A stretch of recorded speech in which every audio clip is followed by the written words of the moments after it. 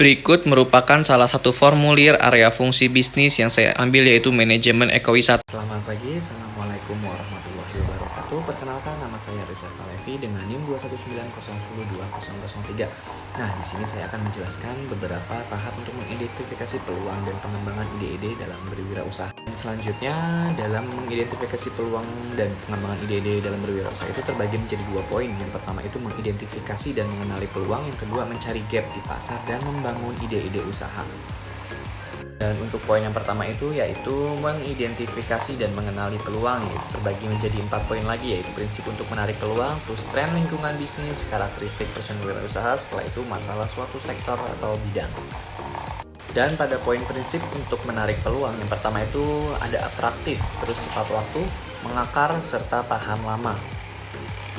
Dan untuk poin kedua itu ada tren lingkungan bisnis. Nah, di sini saya hanya mengambil 2 sampel. Yang pertama kemajuan teknologi, yang kedua perubahan politik dan regulasi. Kenapa saya ambil itu? Karena kemajuan teknologi ini pasti akan memunculkan teknologi baru dan pengguna baru akan menggunakan teknologi lama.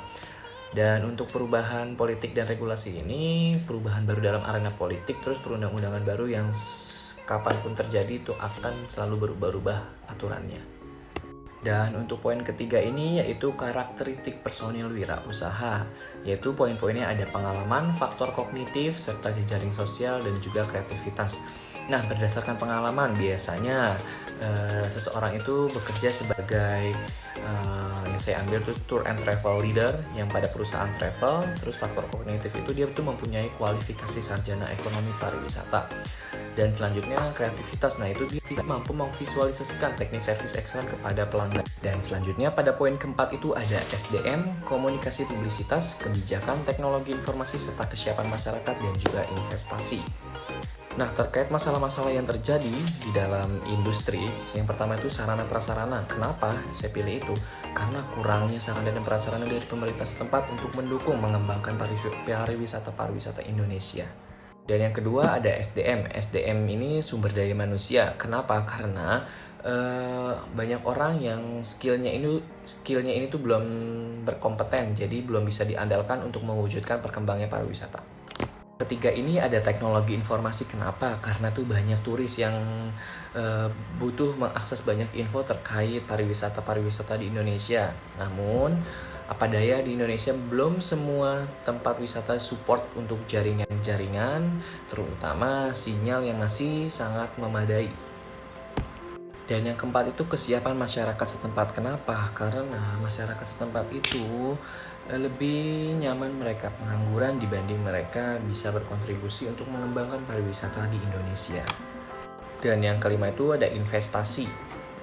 Karena investasi itu masih belum banyak berkembang di daerah, terutama di daerah-daerah terpencil masih belum banyak investor yang tertarik untuk bisa berinvestasi di suatu tempat itu.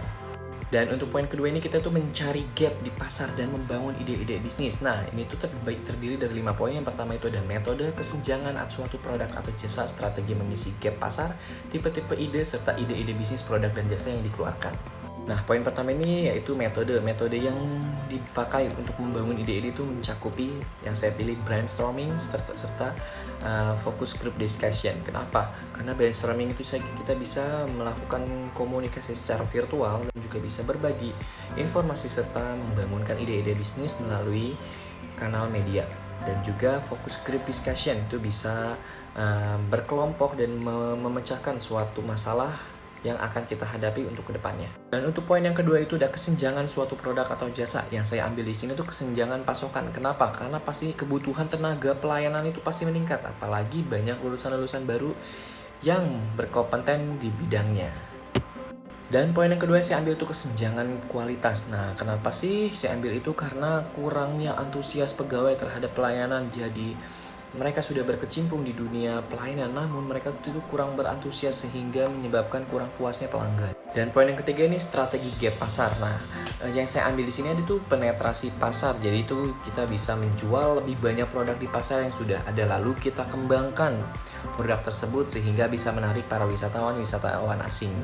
Poin keempat itu ada tipe ide-ide. Yang pertama itu bisa menyelesaikan masalah, terus memberikan kenyamanan, serta menutup gap, dan juga memberikan manfaat kepuasan pelanggan, dan juga memberi manfaat keamanan. Tahap yang kelima ini kita mengidentifikasi ide-ide bisnis. Nah, yang pertama mengembangkan industri pariwisata, yang kedua meningkatkan jumlah wisatawan yang datang, yang ketiga mengembangkan standar operasional prosedur, dan juga memberikan pelayanan terbaik.